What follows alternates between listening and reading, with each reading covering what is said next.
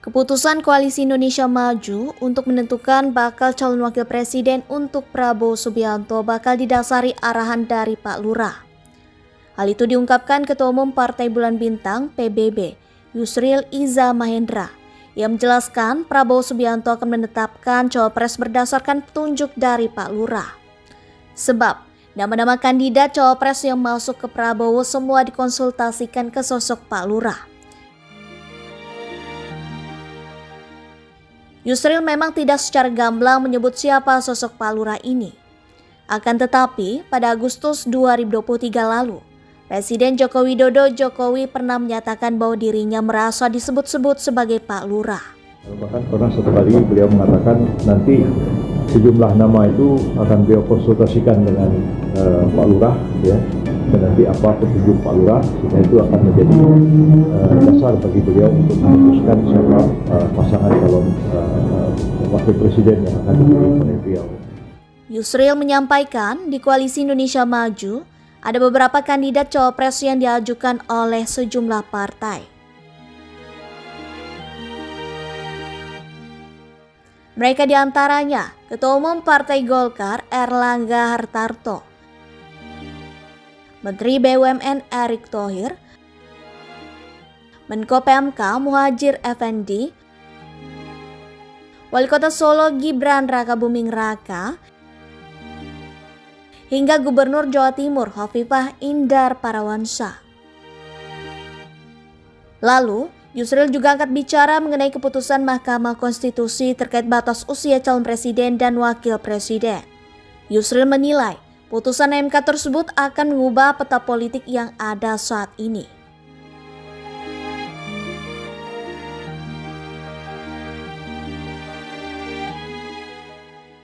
Yusril menyampaikan, jika MK menolak gugatan batas usia capres dan cawapres, persoalan menjadi selesai. Namun hal sebaliknya akan terjadi jika MK membuat keputusan sebaliknya. Lalu, bisa juga MK mengabulkan gugatan, tetapi baru berlaku pada Pilpres yang akan datang. Sementara itu, gugatan batas usia capres dan cawapres ini erat kaitannya dengan anak Presiden Joko Widodo, Gibran Rakabuming Raka, yang terbentur usia sehingga tidak bisa maju di Pilpres 2024. Yusril yakin, baik kubu Prabowo Subianto maupun kubu Ganjar Pranowo pasti berebutan Gibran.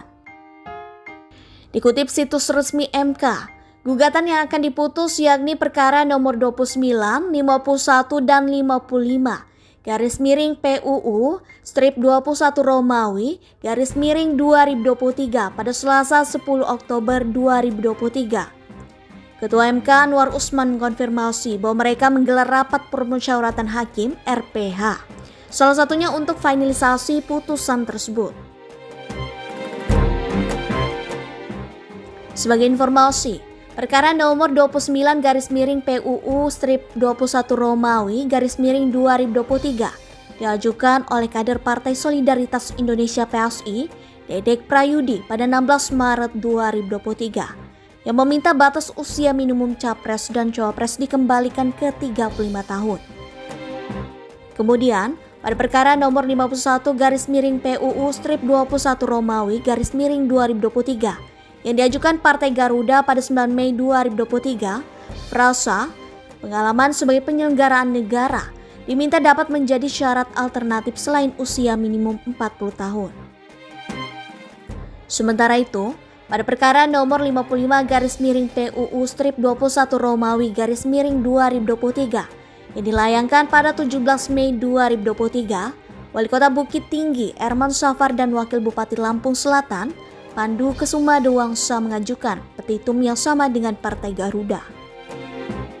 Pembacaan putusan ini dilakukan hanya 4 hari sebelum pendaftaran capres dan cawapres dibuka KPU RI pada 19 Oktober 2023 hingga 25 Oktober 2023. Sejauh ini, karena Undang-Undang Pemilu belum berubah, KPU masih mempedomani ketentuan yang ada di dalam Undang-Undang Pemilu itu, bahwa batas minimum usia capres dan cawapres adalah 40 tahun. Namun, KPU siap mematuhi apapun putusan MK sebagai produk hukum yang final dan mengikat. Sejumlah pihak khawatir MK dimanfaatkan untuk kepentingan dinasti politik Jokowi.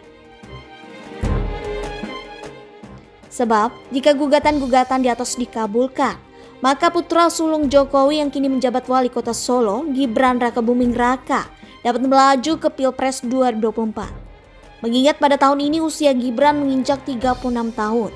Apalagi, Gibran sendiri mengakui bahwa Ketua Umum Partai Gerindra Prabowo Subianto berkali-kali memintanya untuk menjadi bakal cawapresnya di Pilpres 2024.